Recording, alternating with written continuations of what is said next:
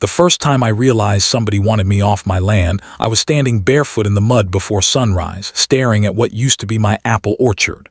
Not damaged, not neglected, destroyed. 3 trees, all nearly 40 years old, had been chopped down sometime during the night. Clean cuts, deliberate cuts. Whoever did it wasn't drunk, wasn't careless, and sure wasn't looking for firewood. They were sending a message.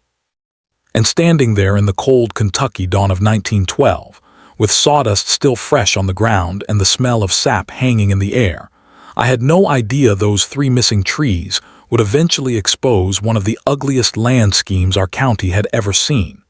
If you've ever had somebody try to take what you've spent your whole life building, you'll understand exactly how I felt that morning. My name is Eleanor Whitaker.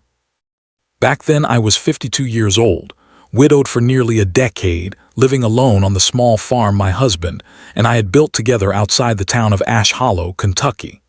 Now before you imagine some grand plantation, let me stop you right there. This wasn't that kind of place. We had 60 acres, a modest farmhouse, a barn that leaned slightly west whenever it rained, chickens that obeyed nobody, and an apple orchard that meant more to me than I probably should admit. Every tree in that orchard carried a memory. Some had been planted by my husband Samuel. Others had been planted by our sons before they moved north looking for factory jobs. One tree near the creek had been planted after our youngest daughter survived pneumonia as a child. So when I found 3 of them lying on the ground like corpses, I didn't just feel angry. I felt violated. The strange thing was, I already had a pretty good idea who was behind it. Her name was Margaret Bellamy.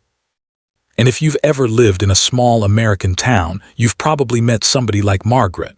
Not necessarily cruel at first glance, not openly wicked, just the kind of woman who believed the world worked best when everybody else did exactly what she wanted.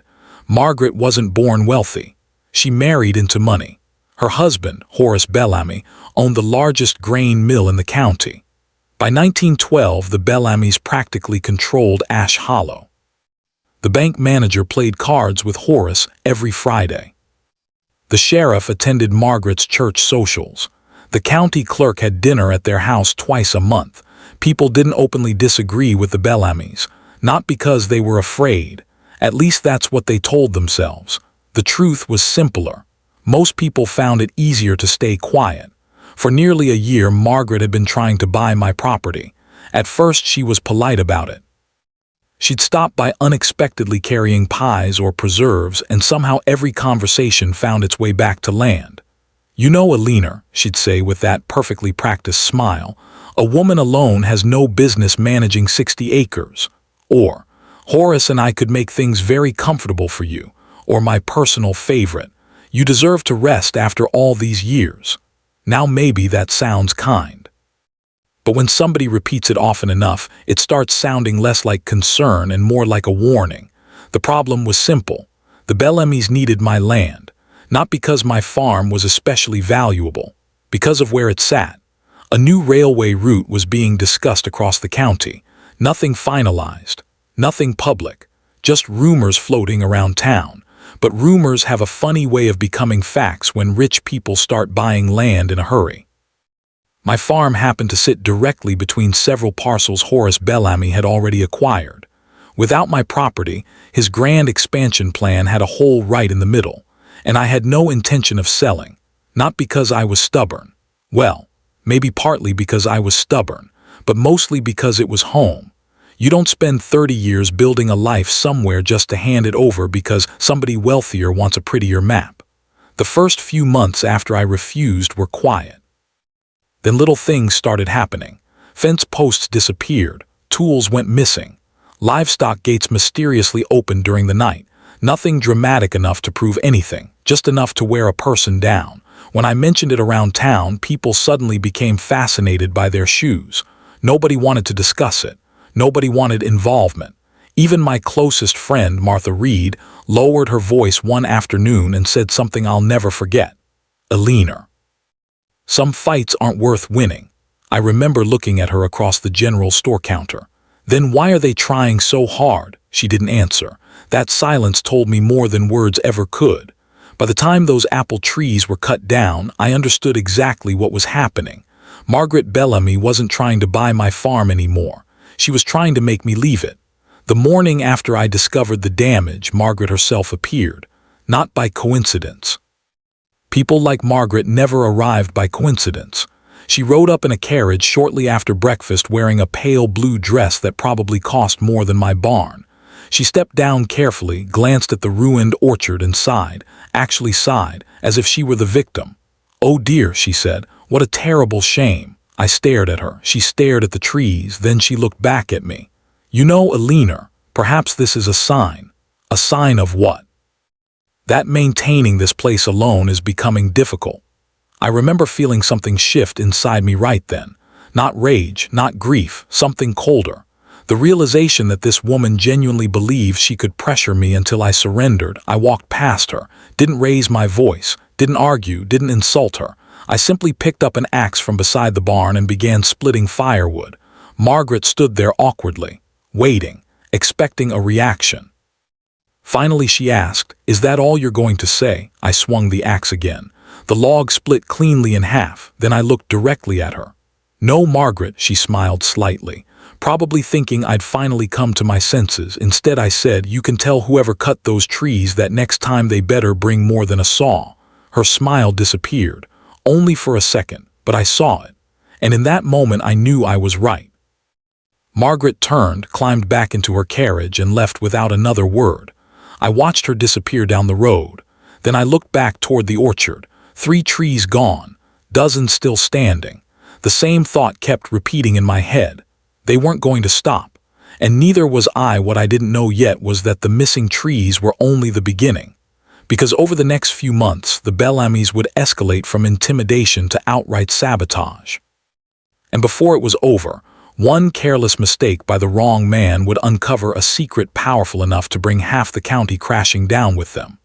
The funny thing about being underestimated is that eventually it becomes an advantage. Margaret Bellamy saw a widow living alone on an aging farm and assumed she was looking at an easy target. Most people did. They saw gray hair, aching joints, and a woman who spent her afternoons tending chickens and thought that meant weakness. What they didn't understand was that I'd survived droughts, crop failures, childbirth, sickness, and the death of the only man I'd ever loved. After all that, a wealthy woman with too much ambition wasn't exactly terrifying. The weeks following the orchard incident grew stranger. At first it was small things. A section of fencing would be cut during the night. A wagon wheel would mysteriously loosen. One morning I found every gate on the property standing open. The cows hadn't wandered far, thank goodness, but they easily could have. Whoever was doing it knew exactly how much trouble they were creating. Just enough to exhaust me, just enough to make life difficult, never enough to prove criminal intent. I began sleeping lightly. Every creak outside made me sit upright in bed. Every barking dog sent me to the window. The farm no longer felt peaceful. It felt watched. One evening I was sitting on the porch shelling peas when old Benjamin Carter rode up on horseback. Now Benjamin was 70 if he was a day, lived alone, talked very little, paid attention to everything. The kind of man who could tell which neighbor passed his property simply by listening to hoofbeats. He climbed down from his horse and sat beside me without saying much. For a few minutes we shelled peas in silence. Then he finally spoke. "You still refusing Bellamy's offers?" I nodded. "Everyone," he grunted. "Good, that surprised me. Most people had been encouraging me to sell, not Benjamin." He stared across my pasture, then lowered his voice. "You know why they're buying all that land?" I nearly dropped the bowl. "Because of the railroad." His eyes shifted toward me. That look told me I was closer to the truth than anyone wanted. Benjamin spat into the dirt. "Railroad's part of it." "Part of it?" He nodded slowly. "Something bigger." I leaned forward. "What do you mean?" He hesitated. For a long moment I thought he wouldn't answer. Then he said something that stayed with me for years. "Rich folks don't spend that much money chasing ordinary dirt." Before I could ask another question, he stood up. Conversation over. Typical Benjamin. He mounted his horse, started riding away, then stopped and looked back. "Be careful, Alina." Those 3 words hit harder than anything else, because Benjamin Carter wasn't the kind of man who scared easily. If he was worried, maybe I should have been too. That night I couldn't sleep. The more I thought about it, the less sense everything made. Why spend months harassing me? Why destroy trees? Why sabotage fences? Why not simply raise the offer? The Bellamys had money, plenty of it, something else was going on. The next morning I decided to start asking questions.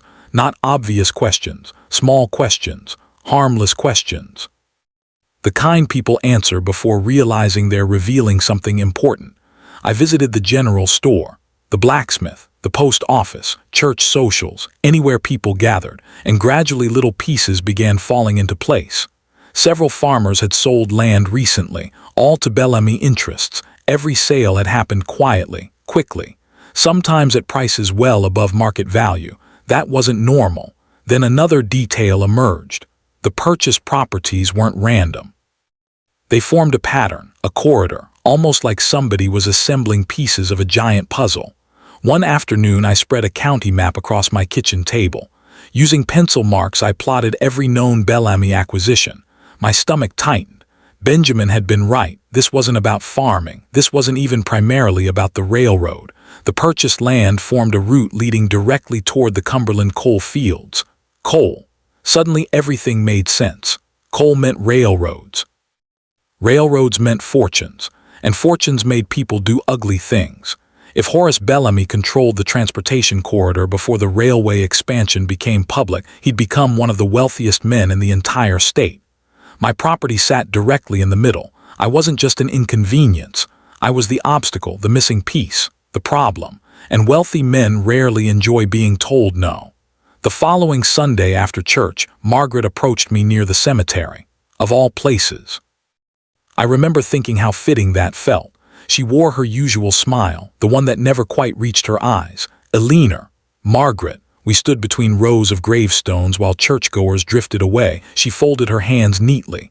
I heard you're asking questions, I smiled. I heard you're buying land. For a moment neither of us spoke.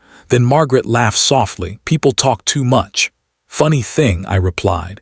They usually talk more when they're worried. That landed. I could see it. Just a flicker, but it was there. She stepped closer. You've always been a reasonable woman. I appreciate the compliment. I hope you'll continue being reasonable. There it was, not quite a threat, not quite a warning, something in between.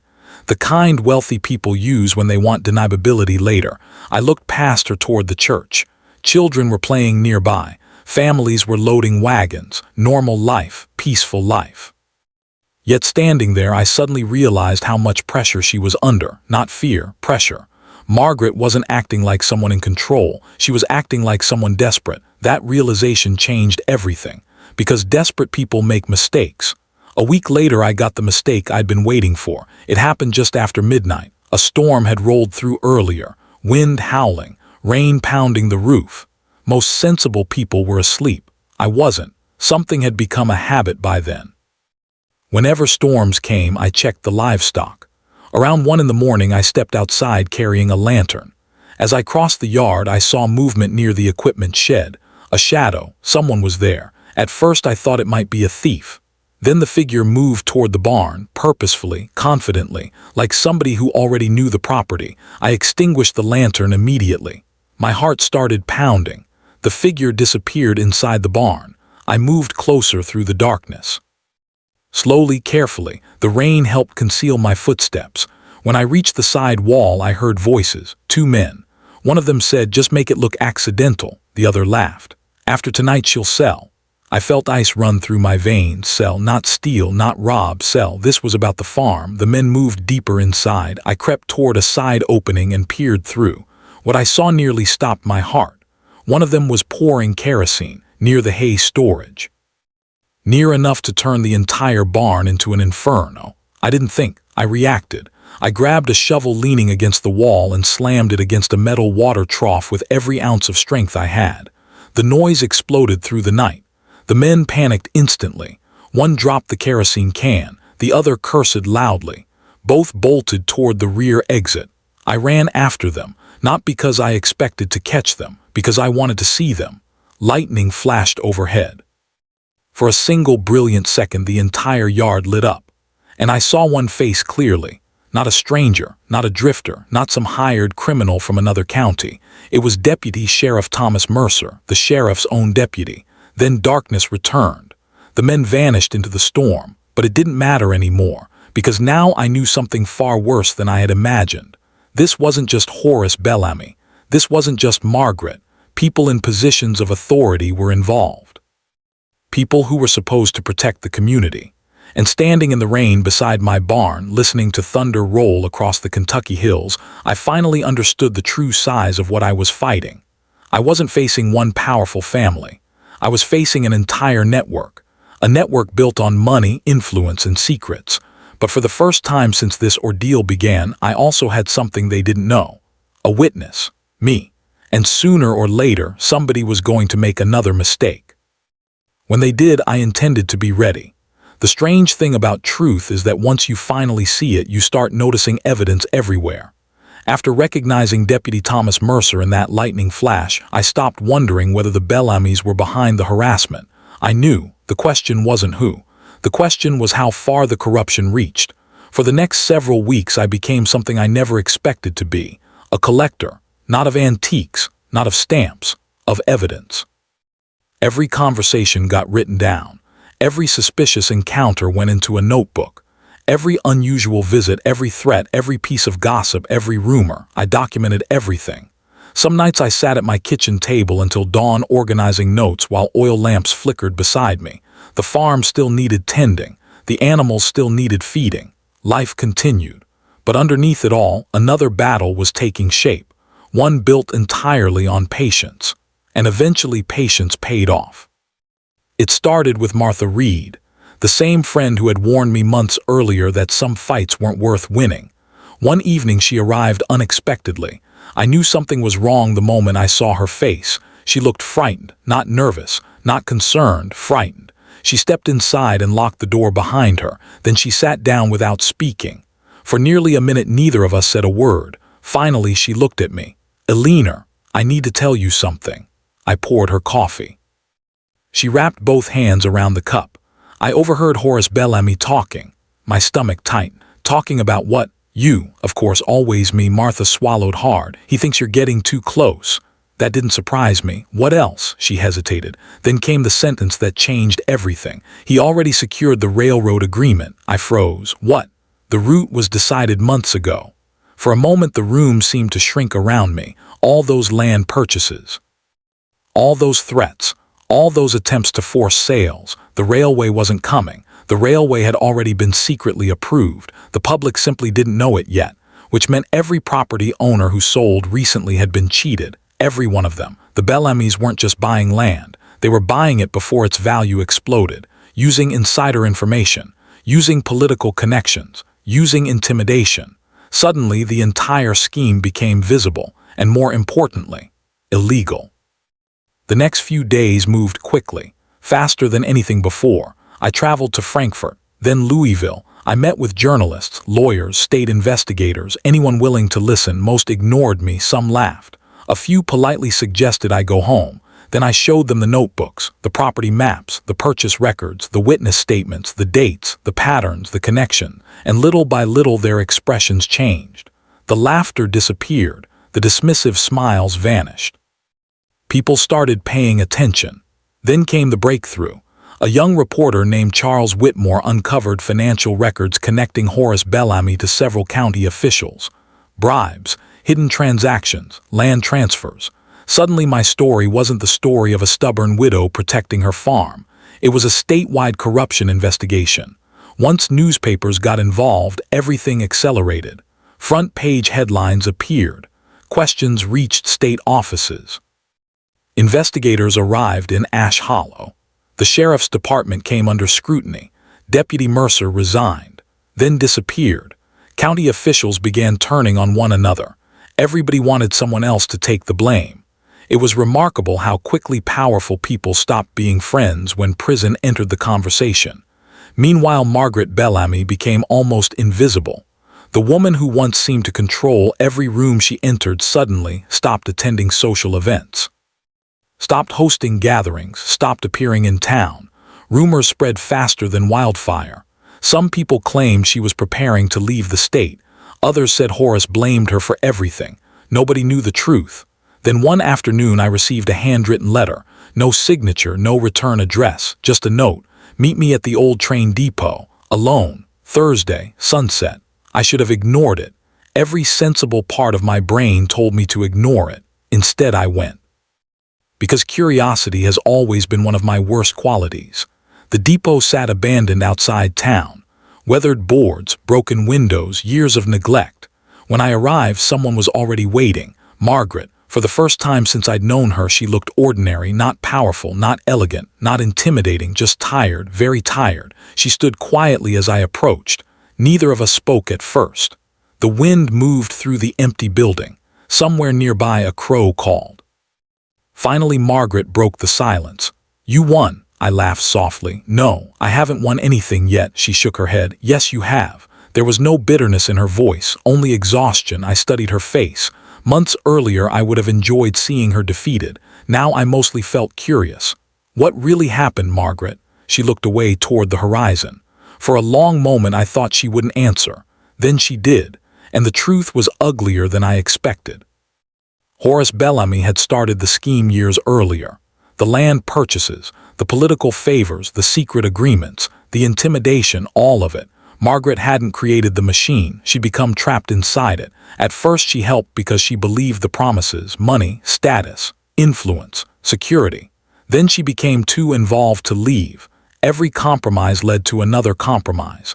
Every bad decision required a worse one to cover it, until eventually there was no way back. As she spoke, I realized something uncomfortable. Margaret wasn't the monster I'd imagined. She was something more dangerous. A normal person who had slowly convinced herself that wrong things were acceptable because powerful people wanted them. When she finished, silence settled between us again. Then she said something I'll never forget. "Do you know what scares me most?" "No. The first time we talked about forcing you out, I knew it was wrong." She stared at the ground. But after hearing it enough times, it started sounding reasonable. That hit me harder than I expected, because that's how corruption really works. Not with villains twirling mustaches, not with evil speeches. It happens one excuse at a time, one compromise at a time, one justification at a time until people no longer recognize themselves. A month later, the investigation reached its conclusion. Horace Bellamy was arrested. Several county officials followed. Fraud, bribery, conspiracy, land manipulation. The list seemed endless. Newspapers across Kentucky covered the story. The scandal became larger than Ash Hollow, larger than the railroad, larger than my farm. For many people it became proof that powerful men weren't untouchable after all. As for me, I stayed exactly where I was. The farm survived. The orchard recovered. New apple trees replaced the ones that had been destroyed. Life slowly returned to normal, or at least something close to normal. The following spring I stood beneath those young trees watching sunlight move across the fields. For the first time in years there were no threats, no pressure, no secret agendas, just peace. The kind of peace that feels almost unfamiliar after a long war. Then something unexpected happened. A wagon pulled into my driveway. A young couple climbed down, newly married, nervous, excited. They introduced themselves. Apparently they had recently purchased one of the Bellamy properties at auction. We talked for nearly an hour. Before leaving, the young husband asked a question. "Mrs. Whitaker, if you had the chance to go back knowing everything that would happen, would you still refuse to sell?" I remember looking across the farm, the fields, the barn, the orchard, the home Samuel and I built together, the place that nearly got me destroyed, the place that saved me at the same time, and honestly, I didn't answer right away, because the truth wasn't simple. Part of me wished I'd never experienced any of it, the fear, the stress, the loneliness, the danger, but another part knew something equally true. If I had sold quietly and walked away, none of the corruption would have been exposed. The Bellamys would have succeeded, the county would have remained under their influence, and dozens of families would have continued paying the price. So eventually I smiled. I think I'd make the same choice. The young couple nodded. Then they drove away. I watched their wagon disappear down the road until it became a speck in the distance. And even now, all these years later, one question still lingers in my mind. Was I brave? Or was I simply too stubborn to quit? Honestly, I'm still not sure. And maybe that's why I want to ask you something. If you were in my place, If selling would have protected your peace, your safety, and your future, but standing your ground could expose corruption and help everyone else, what would you have done? Would you have sold the farm and walked away? Or would you have stayed and fought? Let me know in the comments, because after all these years, people in Ash Hollow still can't agree on the answer.